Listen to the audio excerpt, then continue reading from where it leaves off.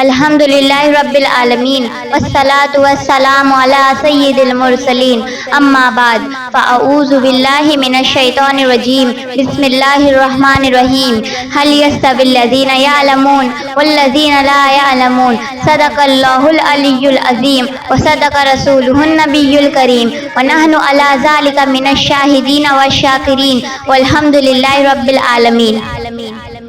حضرات گرامی، آئیے ہم سب نبی مکرم، رسول معظم، حضور تاجدار مدینہ، راحت قلب و سینہ جناب محمد رسول اللہ صلی اللہ تعالیٰ علیہ وسلم کی بارگاہ میں درود پاک پیش کریں۔ پڑھے بلند آواز سے اللہم صلی علی سیدنا مولانا محمد و بارک وسلم والصلاۃ والسلام علیک یا رسول اللہ صلی اللہ تعالیٰ علیہ وسلم۔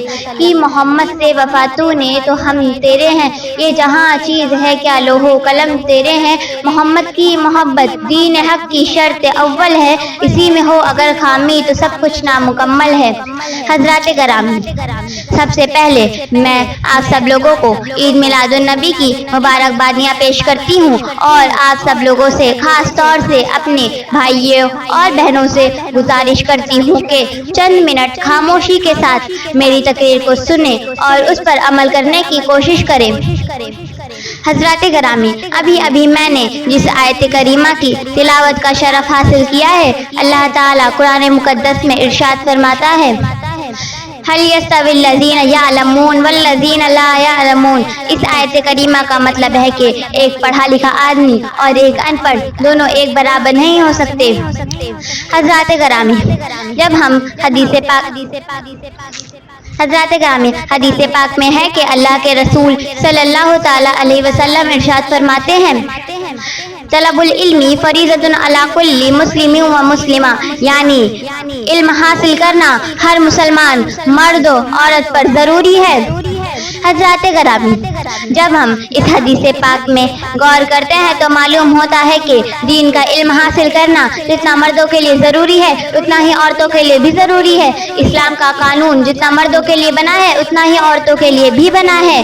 شریعت محمدی پر عمل کرنا جتنا مردوں کے لیے ضروری ہے اتنا ہی عورتوں کے لیے بھی ضروری ہے۔ نماز، روزہ، حج، زکوٰۃ کے احکام و مسائل جتنا مردوں کے لیے ضروری ہے اتنا ہی عورتوں کے لیے بھی ضروری ہے۔ اسی لیے سرکار دو عالم صلی اللہ تعالیٰ علیہ وسلم ارشاد فرماتے ہیں طلب العلم فریضۃ علی کل مسلم و مسلمہ، یعنی علم حاصل کرنا ہر مسلمان مرد و عورت پر ضروری ہے۔ حضرات گرامی، آپ کو معلوم ہونا چاہیے کہ بچوں کا پہلا اسکول ماں کی گود اور گھر کا ماحول ہوتا ہے۔ اگر ماں دیندار ہے تو اس کا بچہ بھی دیندار ہوگا، اگر ماں نیک اور شریف ہے تو اس کا بچہ بھی نیک اور شریف ہوگا۔ یاد رہے، ہمارے گھر کا ماحول اسی وقت تک اچھا اور دیندار ہوگا جبکہ ہماری گھر کی عورتیں دیندار اور تعلیم یافتہ ہوں، کیونکہ سرکار دو عالم صلی اللہ تعالیٰ علیہ وسلم ارشاد فرماتے ہیں عورت گھر کے لیے جنت بھی ہے اور جہنم بھی ہے، یعنی نیک اور شریف عورت گھر کو جنت بناتی ہے جبکہ خراب اور بدچلن عورت گھر کو جہنم بنا لیتی ہے۔ اسی لیے ضروری ہے کہ ہم اپنی گھر کی عورتوں کو بھی دین کی تعلیم دلائیں تاکہ ہمارے گھر جنت اور بچوں کا مستقبل روشن رہے۔ حضرات گرامی، آپ نے حضور غوث پاک رضی اللہ تعالیٰ عنہ کا واقعہ ضرور سنا ہوگا۔ جب ان کی والدہ ماجدہ انہیں مدرسہ لے گئی تو استاد نے کہا بیٹا پڑھو بسم اللہ الرحمن الرحیم، تو حضور غوث پاک رضی اللہ تعالیٰ عنہ نے فرمایا میرا سبق یہاں نہیں بلکہ 15ویں پارے میں ہے۔ استاد نے حیرت سے پوچھا بیٹا اتنا کب پڑھ لیے؟ تو آپ نے فرمایا میری ماں 15 پارے کی حافظہ ہے اور جب میں میری ماں کے پیٹ میں تھا تو میری ماں روزانہ 15 پارے کی تلاوت کرتی تھی، اس وقت مجھے سن سن کر یاد ہو گیا۔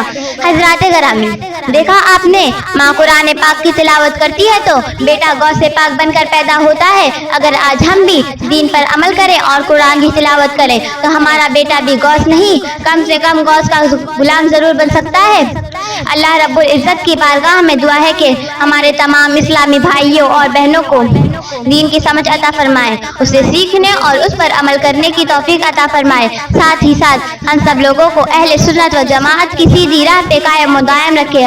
آمین یا رب العالمین، وما علینا الا البلاغ المبین۔